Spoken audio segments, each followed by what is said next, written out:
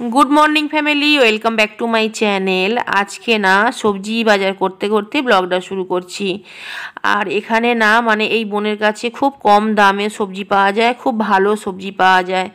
আর সবথেকে বড় কথা এখানে ফ্রি দেয়, জানো তো। মানে অনেক সবজি একসাথে নিলে না ধনেপাতা, লঙ্কা, লেবু এগুলো ফ্রি দেয়। আর ফোন করলে আমাকে বাড়িতেও সবজি দিয়ে যায়। সন্ধ্যের দিকটা আরও টাটকা থাকে।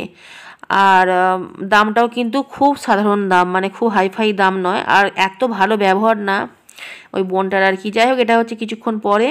আজকে অনেক বড় মাছ কিনেছি, আর বড়ও কিনেছি, মিডিয়ামও কিনেছি। তো যাই হোক, টাটকা মাছ আর কি। কী কী মাছ কিনেছি আর কত বড় মাছ কিনেছি সেগুলো দেখতে হলে আরও একটা ভিডিও আমি ছেড়েছি, সেটা হচ্ছে মাছ কাটার ভিডিও ছেড়েছি, জানো তো।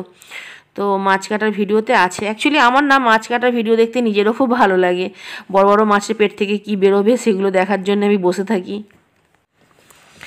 আর আজকে হচ্ছে ফুলকপি আলু দিয়ে মাছ দিয়ে ঝোল, আর গরম ভাতটা আগে রান্না করে নিয়েছি। আর মাছগুলো হালকা ভেজে নিয়েছি। টাটকা মাছ তো বেশি ভাজলে না টেস্টটা অতটা পাওয়া যাবে না। যাই হোক, এখানে সব সবজি মানে করতে দিয়েছি, ধুয়ে আর কি জল ঝরাতে দিয়েছি। খুব সুন্দর করে এগুলো শুকনো কাপড়ে মুছে তারপরে আমি এগুলো ফ্রিজে ঢোকাবো। সবাইকে গুড ইভিনিং। কারণ এটা হচ্ছে সন্ধ্যার সময়। তো কিছু ফল কেনা হয়েছে। ফল বলতে বিকেলবেলা একজন ফলওয়ালা এসেছিলো। আর এই লেবুগুলো খুব টক হয়, যে লেবুগুলো না টাইট টাইট হয় দেখবে। আর কালারটা দেখতে খুব সুন্দর, কিন্তু এই লেবু তোমরা কেউ কিনবে না, এগুলো খুব টক হয়। যেগুলো একটু দেখবে নরম নরম হয়, একটু মানে বড় হয় দেখতে, কিন্তু হয়তো ভিতরে লেবুর শাঁসটা কম থাকবে, কিন্তু ওগুলো মিষ্টি হয়। এটা হচ্ছে রাত্রেতে আর কি।